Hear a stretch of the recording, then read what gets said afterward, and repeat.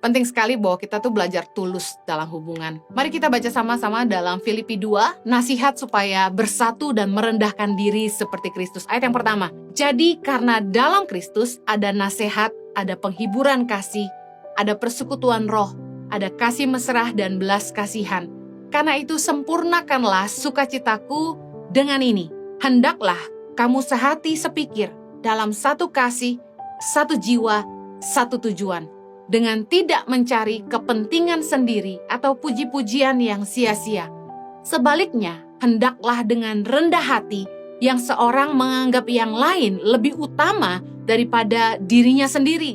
Dan janganlah tiap-tiap orang hanya memperhatikan kepentingannya sendiri, tetapi kepentingan orang lain juga. Ayat kelima, hendaklah kamu dalam hidupmu bersama menaruh pikiran dan perasaan yang terdapat juga dalam Kristus Yesus. Kalau kita dengar pengajaran sana-sini itu kadang-kadang membingungkan. Bahkan doktrin satu aliran berbeda dengan aliran yang lain.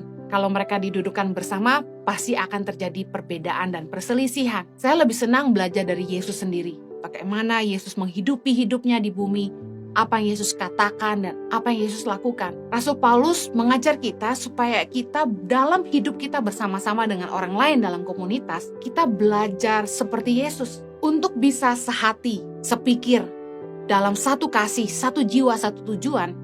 Kita harus rendah hati dan tidak mencari kepentingan atau pujian. Dalam hubungan akan sulit bersatu kalau masing-masing tuh punya kepentingan. Bayangkan dalam sebuah pergerakan, orang-orang yang tergabung di dalamnya punya kepentingan masing-masing. Tentu akan sulit untuk mencapai tujuan. Ada yang ingin menjadi yang terbaik, lebih daripada yang lain, ingin menonjol, ingin mendapat pengakuan dari yang lain. Datang bukan karena ingin melayani, tapi karena ingin mencari posisi. Banyak orang yang datang dengan berbagai kepentingan. Ada berbagai kepentingan dalam hubungan. Saya mau katakan sangatlah melelahkan ketika kita berada dalam sebuah hubungan yang penuh ekspektasi atau tuntutan. Orang-orang yang mengelilingi kita punya berbagai agenda. Mereka datang dengan membawa kepentingan mereka masing-masing untuk mendapatkan sesuatu, bukan membawa sesuatu. Kebanyakan orang itu pasti mencari keuntungan dalam hubungan. Amsal 19 ayat 4 berkata, kekayaan menambah banyak sahabat, tetapi orang miskin ditinggalkan sahabatnya.